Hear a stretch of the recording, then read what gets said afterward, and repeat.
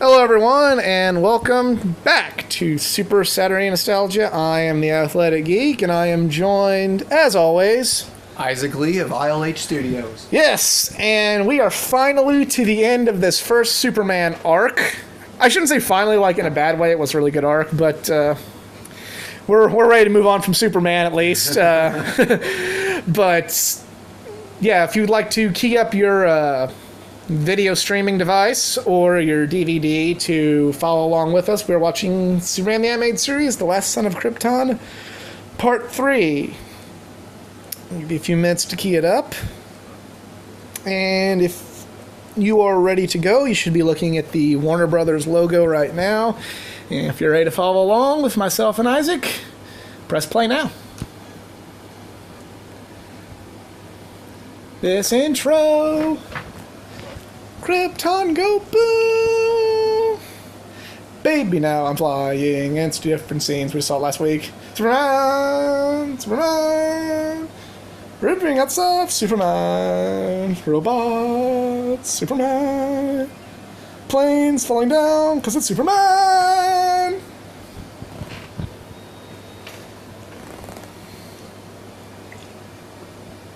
Jimmy Olsen, it's nighttime, Superman! Superman! Helicopters falling at Superman! Dinosaur! Lobo spaceship, it's still Superman! Superman! Superman! Luthor! Banger! Superman! You're welcome. You're welcome, world, for that one. And the recap from last week. This has been the only thing tedious about watching this is like when you watch these in a row. Like if we were watching this as a kid, you know, and we had to watch it week by week. You know, maybe we missed it. It's not a bad update. I'm not mad at the previously on whatever ever happening. However, when you're marathoning, it gets old. Yes. It gets very old. But this is kind of why they have the skip opening thing eventually on Netflix. But then sometimes, sometimes it just makes you watch it. Sometimes it just makes you watch, and then sometimes it messes up, like, whenever the opening's, like, actually cool, or, like, there's stuff before the opening, or the opening's in the middle, there's a cold open. They'll skip that, and it's like, no! And here you're going to see the first part of this opening that we just saw. He's going to stop a plane. Stopping planes, Superman. So... Well, he got that part right. You can't just hold on to the fin and expect it to not come off. I did like nice one, Clark. He's referring to himself as... He's still not fully invested in the fact that he's Superman yet, so that's kind of cool. Yeah, well, that last run, that 6-part miniseries Neil Adams did a couple of years ago, Coming of the Superman. Yes. He, in an interview for that series, he talked about he was wanting to use a story where Superman's strength sometimes played against him because, like in this scene here, you can't just go to the front of a plane and push it to stop it, or you can't go to the back of the plane and grab it and try to pull it to stop it. Like, the way they're designed, it just doesn't work that way. The science behind them. So he wanted to work on a Superman story where he has to be more methodical in the way he uses his super strength to save people. And that's, along with beautiful Neil Adams art, is about the only thing good about that series, because... I doubt he'll ever hear this, but if the 0.0000001% chance that Neil Adams sees this, Neil, we love you. I think you're one of the greatest artists of all time. You can't write. You can't write, buddy. I love you. I love your art. You've been a great guy every time I've met you. I have 3 pieces of art of yours hanging in my home, along with numerous autographs and autograph books. I thought the writing for it was okay. I thought it was okay, but I mean, like, just... just bringing back it was for bringing back the... And he stops a mine, and the mine falls over. Oh, God. I didn't forgot that scene was in there. But anyway, Neil Adams. No, like that was okay from Neil Adams, but I think like after the I'm Batman Odyssey and the first X-Men, just kind of putting your standards kind of low. It's kind of like, hey, it wasn't completely awful. We're gonna clap for it. Yeah, see, I really didn't like. I didn't like Batman Odyssey. Love the artwork. The artwork was absolutely gorgeous. Well, yeah, but of course that's why we're Neil Adams fans. Yes, for the art, not the. I mean, right. even nice. Lois just said nice ass, referring to Superman in that scene right there. So that's got a little bit of adult humor here on Saturday mornings, but you can always count on Bruce Timm to get that in there. Oh yeah, I'm really. I'm waiting for the day that we do monster or gods and monsters. I'm waiting for that. I'm also waiting for the Mr. Nixia Spitlick episode because of all like the little adult jokes they throw in that episode. That is my favorite episode by far. Gilbert. Can't talk it up too much now because we're not on that one, but Gilbert Godfrey hits a damn home run playing Nixie, and I love that one. But yeah, there's the Clark back at home with Ma and Pa Kent. This is kind of like where the show finally, well, mainly because it is a Superman episode. It's completely about Superman. He's in it from beginning to end, and you're finding out more about him. This is kind of where the show, at least from, putting myself back in the kid's perspective, this is where the show takes off because you're seeing Superman be Superman. But this is pretty interesting because, now that Clark is Superman, he's questioning himself, can he still be Clark Kent because he's lived his whole life as Clark. And it's funny, we've brought up Batman a lot. One of the most interesting, it's basic to us, but it's one of the more interesting dynamics is Superman is not human, yet sees himself as a human. He sees himself as Clark, and Superman is just how he helps, despite being an alien. Whereas Batman was born human, but yet Bruce isn't him at all. Bruce Wayne essentially went away when his parents were murdered, and now Bruce Wayne, the philanthropist, the billionaire, the playboy, that's all a sham. That's a charade. The Dark Knight is who he is, and I just like it how the man who's completely human in the DC universe is got the least amount of humanity at times. But yet the one that's completely not human compared to the rest of the, the big seven members, Wonder Woman's still human. She might be an Amazon, but she's still human, Aquaman may live in Atlantis, but he's still part human, Flash, Green Lantern, they're all still human. Superman isn't. Completely not human at all. Yet he has the most humanity out of all of them. And I think that's where people say that Superman isn't interesting. I get it, but that's kind of... See, to me, that part of him is interesting because... Exactly. What... I can't remember which interview it was because I watched so many of them whenever they do those. Which, by the way, if anyone from DC happens to hear this, please go back to interviews and better bonus features for your animated movies. Yes, please. Please, more of that content. Go back to it. Yes. It's good shit. Bring it back. Quit giving us like all this half-ass stuff. Put the good stuff back on there. Like the Batman Year One documentary was great. Yes. Yeah. So, back to I can't remember which interview it was about. Clark got a fancy sports car. I just want to point that out for a man who just works there. He's got a fancy car. Yeah, for a reporter.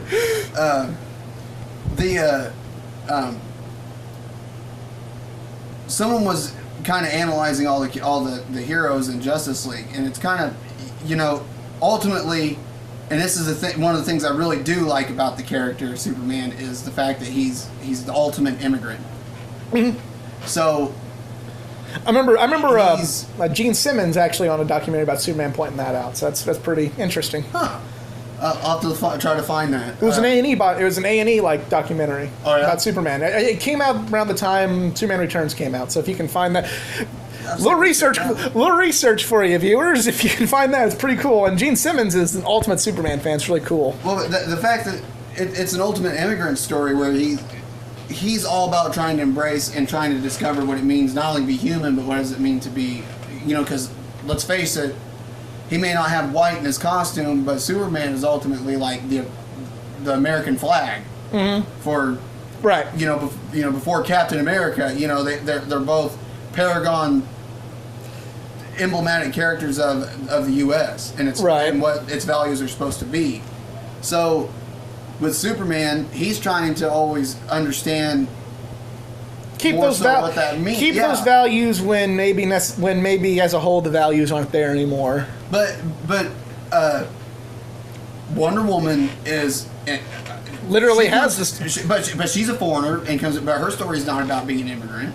Aquaman is, especially with I don't know more about his origin, but the newer stories about his origin are more so about being a person of two different peoples. He's a mix. Batman, next to Hal Jordan and the Flash, Batman's pretty much the only one that he's the only one that really has. He should know exactly who he is and where he's from, but he's also the only one that's not. He uses those things as a guise, and he's not. Ultimately, those aren't his story. It's actually his psychosis is a story of being the Batman. Just point out for the sake of keeping up with the episode, Lois gave him money to call Clark Kent because she's getting ready to get into some, investigate more. And the sailor just said she'll be okay and bought a soda with it. I think that's fucking hilarious. Sorry for the language if any kids are watching these cartoons, but I just think that's hilarious. She'll be alright. I just wonder, There's Corbin, who in future episode will become Metallo. Oh, yeah. I want to point out, at least in this animated series, Superman is kind of criticized. Obviously, Batman, Spider-Man, those are kind of the top two of the rogues galleries in comics. You can make a case for X-Men, certainly Flash, but I feel that Superman, who is not known for having a good rogues gallery, they really do a good job with it in this series. You have Luthor, you have Metallo, they create a few characters for the sake of this show, but then those characters went into the comics, similar to Harley Quinn in the Batman the Animated Series. So they do a really good job kind of trying to differentiate differentiate's not the right word. Show how well Superman's rogues can be when written well. Yeah. And that's kind of the thing a lot of people say is, a lot of people within the comic book industry say is Superman's hard to write, so people stereotype him as a boring character because it's so hard to write him, but when he's written well, it's a great story. That's my opinion, that's other people's opinion. Some people just can't get over Superman. Hey, I get it, but... It is tough, but I think it's cool when a writer can figure out an angle. And then those stories end up being the more memorable ones for him. And we pointed out, in previous episodes, the Jeff Loeb, Superman for All Seasons, Grant Morrison. Grant Morrison is the best Superman writer ever, period. And I have not read that story, but I know about it because so many people have read it and talk about it. That's kind of one of those iconic things. Right. When it comes to Superman's story, Grant Morrison's really... I'm not saying he's the only one, but he's the one who definitely gets the most recognition for coming up with new and creative angles on how to tell a story about a character. I'd also... I gotta mention the New 52 reboot. Morrison had a great run on Action Comics that was really, really well done. They almost made... no pun intended, he made Superman blue collar. Again. Because back in the old days of Superman, he was it's the ultimate immigrant story. But in the early days, Superman was also the ultimate underdog. He fought during the Great Depression for the little guys against corrupt businessmen, corrupt politicians that, were feasting on the poor during the Great Depression, and he put a stop to that. That's what the character was all about. But then as things went on, he got more powerful, and for better or for worse, depending on who you ask, like, he got away from that. Morrison, to a point, brought him back to being blue collar. Clark didn't write for the Planet. He didn't even have the suit. He wore a t-shirt and blue jeans, which I thought was a cool look. He was treated like people. Lex wanted to make people fear him, similar to an X-Men story. And I thought that was a good take on Superman. I know a lot of people in the community criticized it for being like, "Oh, he's just trying to do X-Men with Superman." It's like, well, that's still good, See, just if done well, it's still good. Makes me want to check out that story arc, because that's something I didn't realize that they were, someone was trying to bring that back. Yeah, it's for when Morrison was writing action, it was a must read for my pull list. You follow my comic shop adventures. There's certain books. I'm not necessarily proud to admit this. There are certain books that I go through the motions on when I buy, just because I like the character and the story's average at best, but I want to keep reading it. If it was a character I didn't have such an affinity for, I'd cut dead weight on it. But at that point in time, Superman Action Comics was the book. Or I shouldn't say the book, but it was one that I looked forward to every month it came out. Yeah. And,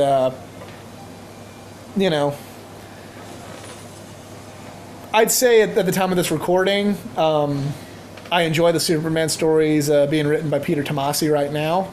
And I believe, this is going to really date this recording, I believe this week is when Bendis is starting his Superman story. So there's something like that. And there's we're dating ourselves for the recording of this.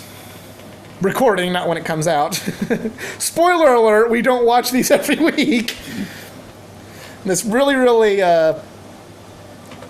everything I've been praising about this story, that robot, to me, is the epitome of bad 90s. Like, there's this giant robot with a giant gun, and it's just shooting shit at you. And it's a trope that you need, but I'm just saying the design just looks so bad. Well, we needed a way to really screw up Corbin so that he becomes Metallo. Well, he doesn't get screwed up in this episode yet. Oh. That's its own thing. But we'll get to that one, my friend. We will get to that one, because that's actually one of my favorite episodes. Oh, well, it ain't nearly on Mixie's level, but it's up there as far as really well done. If we wanted to get nitpicky, wouldn't this be a mobile suit because there's a guy controlling it? Well, what's fun? It's funny you mentioned mobile suit. We're going to go off on another tangent here. Because of Superman the Animated Series was how I got exposed to anime, like a lot of anime. Huh. And I'll explain that a little bit.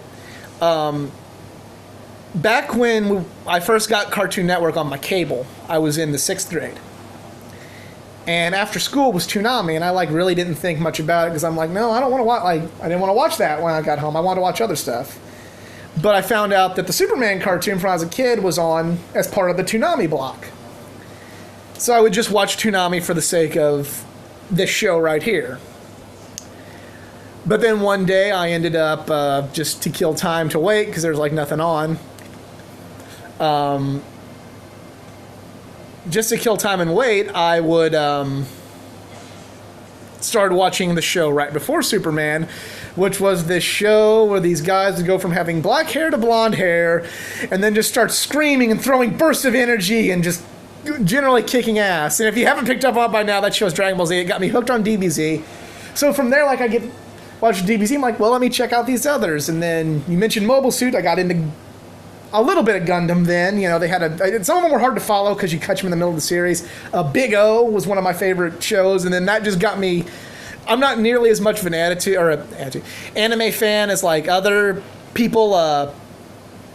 Friends of mine, but that's what got me interested in anime, was kind of indirectly through this show. See, I didn't know Dragon Ball Z was the first anime I was exposed to as well. Right. Because it was on early Saturday morning. See, I didn't have cable, so growing up, I didn't get Toonami and stuff or Cartoon Network. I saw everything I got was still on Saturday morning cartoon, Fox Kids, things of that sort. And whenever we would ominous Luthor right here. They do Luthor so well on this show, like to where gets the charming, benevolent businessman, but really underneath he's the ultimate, and true to life, ultimate villain. And we see him. I'm afraid we already have a window washer. That's like that. That's just how pompous, but how sure of himself that Luthor is, that he's seeing a man fly right in front of him, and he's still so narcissistic. Like, that's so well done. And see, I think I would enjoy Luthor a little bit more if he was, if he was a guy who really couldn't see the flaws in his own thinking.